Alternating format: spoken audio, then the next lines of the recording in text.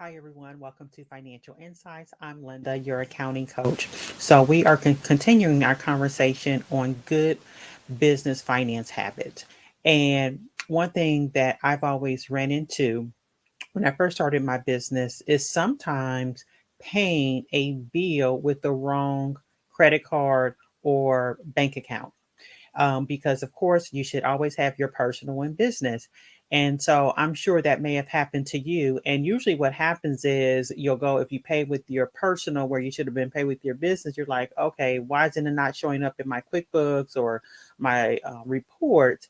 And that's how you usually find out that you actually paid with the wrong bank account information. This happens a lot, as I said before. But one thing, there's a couple of things that we can actually do to simplify how we pay bills. And we have to understand not only do we need to know what's coming in, but we also need to know what's going out. Managing how you pay your bills is so key to cash flow. If we want to maintain a healthy cash flow, want to grow a reserve, we have to know what is going out.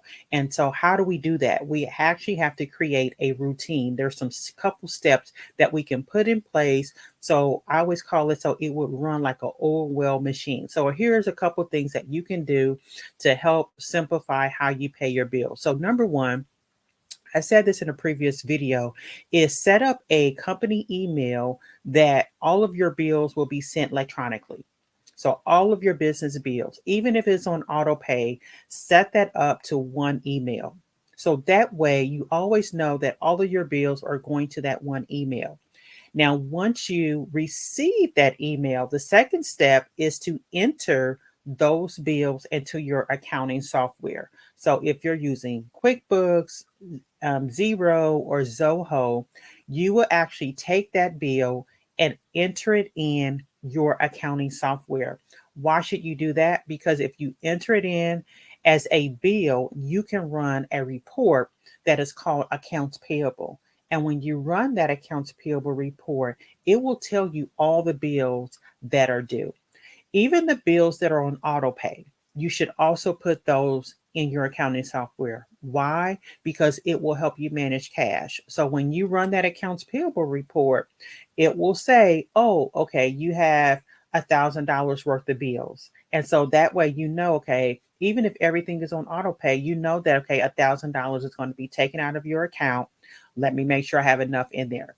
So that's step number two. Enter those bills as a bill in your accounting software. Number three, create a vendor list. So you can actually use your accounting software, you can use Excel, whatever document.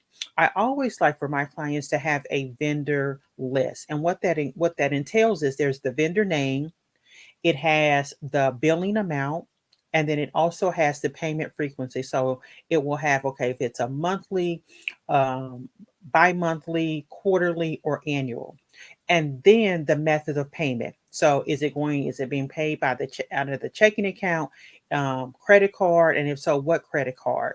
I always like to have that spreadsheet because then I can utilize that spreadsheet throughout the month and say, okay, is there anything that we have not received, anything that we have not paid? So once again, you can put this in a Google Sheet, Excel.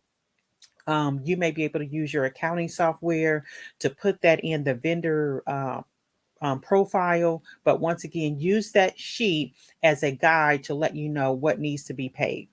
And lastly, you want to review your outstanding bills in your weekly finance check in. So every week, you should have a weekly finance check in with yourself or with your accounting professional or your team where you're reviewing, okay, what has came in cash wise and what needs to be paid. That needs to be done. So that way, everything you stay on top of things instead of, oh, okay, I got this email and it says it's 30 days past due. So, I usually we call that like those kind of like nasty grams. Okay, you're way overdue. So that way you can once again stay on top of paying your bills. Also, too, most importantly, this will help you manage cash. This is so tied into cash.